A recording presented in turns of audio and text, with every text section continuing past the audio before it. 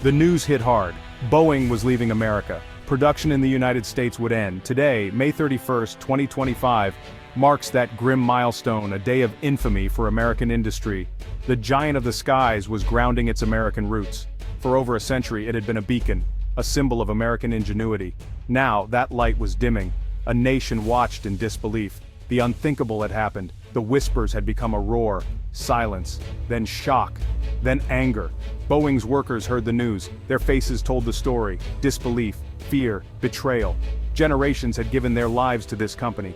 They had built its legacy with their own hands. Unions vowed to fight. They spoke of solidarity, of resistance, but the decision seemed final, irreversible. The company's statement was cold, clinical, citing global realities. But what realities demanded such a drastic step? The questions began, and they echoed across the land. For over a century, Boeing meant American might, American skill, American pride, its planes born in United States factories, flown by the world. Boeing, born in Seattle in 1916. William Boeing's vision took flight, a young nation, a young company, both reaching for the sky. Together they defined the age of aviation. From wooden biplanes to powerful jets, their destinies intertwined. War came. Boeing answered the call. The B-17 Flying Fortress, a symbol of Allied power. The B-29 Superfortress, ending a global conflict. These were not just planes, they were American resolve. Peace returned. Boeing pivoted, the 707 jetliner. Then came the 747, the jumbo jet, the queen of the skies, an icon of travel. Boeing connected continents. It carried dreams. It ferried millions across oceans. The undisputed king of the air. For decades, its reign seemed unshakable. This was no sudden storm. The clouds had gathered slowly. For years, warnings had been ignored. Airbus, the European challenger, relentless, aggressive, it chipped away at Boeing's dominance, steadily, methodically. The fight for market share was brutal, a battle fought in boardrooms and on factory floors. Boeing felt the squeeze, costs had to be cut, no matter the pain. The pressure mounted daily, relentlessly, from shareholders, from rivals. Then came the shadows, the deep, dark shadows, the 737 MAX. 2 crashes, Lion Air Flight 610, Ethiopian Airlines Flight 302, 346 souls lost, a crisis of trust, a crisis of engineering, a crisis of leadership. The world watched in horror as the grim details emerged. Regulators grounded the fleet. Boeing's name, once golden, was tarnished. Investigations revealed deep flaws, a culture compromised, safety questioned, profits prioritized over passengers. The damage was immense. Labor pains added to the turmoil. Unions dug in, fighting for their members, for fair wages, for job security, for dignity.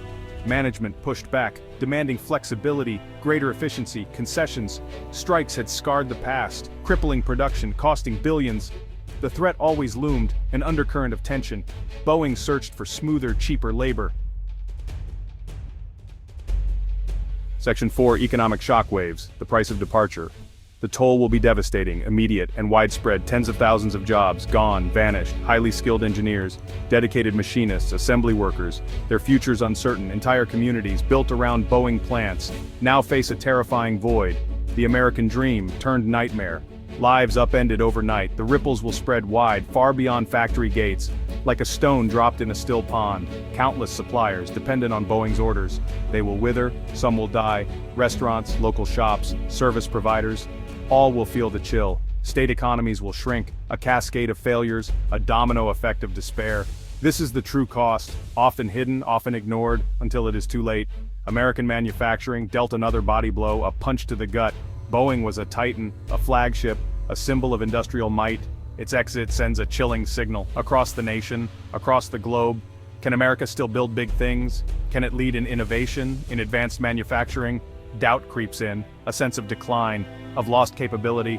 The nation's industrial heart weakened, perhaps fatally. The question hangs heavy, unanswered. Section 5: The silence from Mar-a-Lago. Trump stunned. Donald Trump, the Make America Great Again president, his entire platform built on American revival. He vowed to bring industry back. He promised jobs, jobs, jobs. He often pointed to Boeing, with pride. A company he courted, a company he cajoled. He saw it as proof, tangible evidence, proof his policies worked, that America was winning again. This news was a direct repudiation, a brutal contradiction to his narrative, a public humiliation. The silence was extraordinary, uncharacteristic. From the man who never stops talking, who relishes a fight. No tweets, no truth social posts, no angry denunciations, no calls for boycotts. For hours, the world waited, his supporters, his critics, the media. What would Trump say? His voice, usually a roar, was a whisper. Or less. Nothing. This quiet was louder than any rant. It was the sound of shock, of disbelief, of a narrative crumbling. Aides reported he was apoplectic, blindsided, furious. He felt personally affronted, betrayed. Boeing's move undermined his entire narrative. His claims of an American manufacturing miracle now lay in tatters. Exposed as hollow, he had failed. Section 6. Political tremors. A nation divided again. The blame game began instantly. Washington, D.C. erupted, as it always does. Democrats pointed fingers, with righteous indignation, at corporate greed, unfettered capitalism, at decades of deregulation. That favored profits over people. They demanded government intervention. Swift, decisive, to save jobs, to punish Boeing, to prevent a mass exodus of industry. Their outrage was palpable. Their calls for action, loud and impassioned. A familiar script unfolded. Republicans found themselves fractured, caught off guard. Some defended Boeing, free markets, business decisions, tough choices in a global economy. The company had a right to survive, to compete. Others echoed Trump's presumed dismay, his stunned silence. They worried about national security, about America's industrial capacity, its ability to defend itself. The party lacked a clear message, a unified voice. This division was telling, a sign of deeper uncertainty, ideological confusion. Elections loom, always. This news will dominate campaigns, from local races to the presidency. Candidates must have answers, or pretend to. How to stop the bleeding, how to rebuild what's lost. Section 7. America's Industrial Crossroads. What lies ahead? This is a moment of truth, a reckoning, for America. Boeing's flight from its homeland, a brutal lesson, a stark awakening. Industrial supremacy is not a birthright. It is not guaranteed by past glories. It is earned through hard work, constant innovation, through smart policy and national resolve.